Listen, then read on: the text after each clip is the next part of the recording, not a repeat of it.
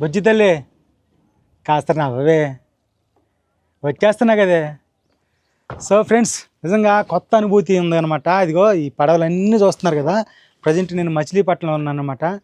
So ఇవన్నీ చూస్తుంటే తండేలు సినిమాలో ఆ బోట్ లాగా అనిపిస్తుంది.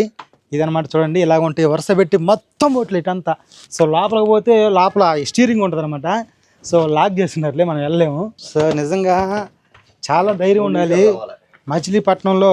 అంటే మత్స్యకారులు ఇలాంటి బోట్ల మీద దాదాపుగా సముద్రం మధ్యలోకి వెళ్ళేసి ఆ వేట చేస్తుంటారు. ఎంతో ధైర్యం ఉండాలి. దాదాపుగా రోజుల తరబడి, వారాల తరబడి, వాళ్ళు నెలల తరబడి కూడా ఆ సముద్రం మధ్యలో ఉంటుంటారు. నిజంగా అది అందరి వల్ల కాదు, వాళ్ళల్లో కూడా మత్స్యకారులు కూడా అందరి వల్ల కాదు, కొంతమంది మాత్రమే ఈ విధంగా చేస్తుంటారు, వేట చేస్తుంటారు. అక్కడ ఉన్నటువంటి వాతావరణం కావచ్చు, ఆడన్న ఆ ఫుడ్ అది తీసుకెళ్తారు వాళ్ళు. కనీసం వాటర్ కూడా సరిగా ఉండవు. అలాంటి క్లిష్ట పరిస్థితుల్లో వాళ్ళు వేట చేసి మనందరికి కూడా చేపలు ఇస్తుంటారు. సో ఇక్కడ మనం దగ్గరికి వెళ్ళి చూస్తే ఇక్కడ ఉంటుంది అన్నమాట స్టీరింగు. ఇక్కడ ఇది స్టీరింగు.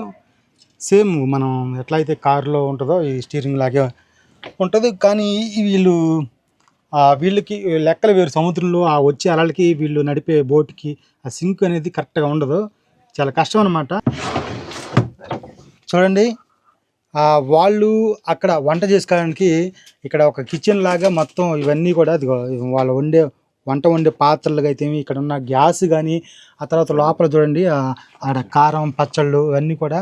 అంటే ఇంకా జీవితం మనం ఊహించుకోవచ్చు. లోపల సిగ్నల్ ఉండదు, ఏం జరిగినా కూడా బయట ప్రపంచంతో సంబంధం ఉండదు. ఉన్న ఆ 10 మంది వాళ్ళు మాత్రమే లీడ్ చేసుకుంటూ ఒకరికొకరు గైడెన్స్ ఇచ్చుకుంటూ ఉంటారు. ఇదిగో చూడండి, మనం లంగర్ వేస్తారంటారు కదా, ఆ లంగర్ అనేది తాళ్ళు చాలా కష్టం అన్నమాట. ఆ వేట చేయడం అనేది మామూలు విషయం కాదు. ఇదిగో ఇవన్నీ కూడా అల్లం, ఉల్లిపాయలు ఇవన్నీ కూడా ఇలా పెట్టుకున్నారు. సో వాళ్ళ జాగ్రత్తలో వాళ్ళు ఉంటారనమాట. ఇదనమాట లంగరు. తండేలు సినిమాలో అక్కడ వర్షం వచ్చి తుఫాను వచ్చినప్పుడు ఆ లంగర్ వేస్తారు కదా, ఆ లంగర్ వేసి మాకు మనిషిని ప్రాణాన్ని కాపాడతారు కదా. ఇదనమాట లంగర్ అంటే. చూడండి, అది నిజంగా ఇది చాలా హెవీగా ఉంది. ఎట్లా దీన్ని హ్యాండిల్ చేస్తారనేది మామూలు విషయం కాదు.